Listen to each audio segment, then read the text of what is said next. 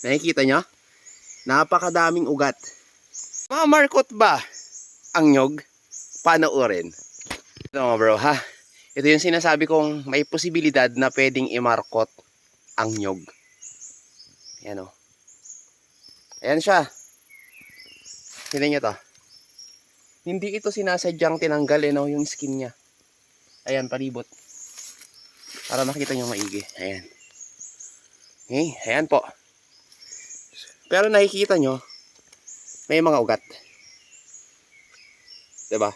So yung sinasabi kong marketing, wala kayong posibilidad na ubra. Tignan yung palibot niya.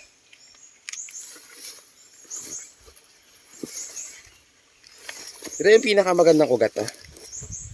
Ayan o. Nakikita nyo?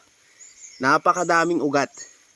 Ang concern ko na lang, pag pinutol dito, hindi kaya mabubulok yung puno from here o pwedeng lagyan ng gamot no para hindi siya mabulok.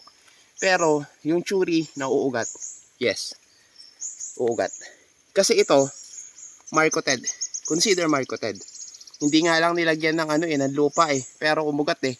How much more pag lalagyan mo ng lupa? Thank you.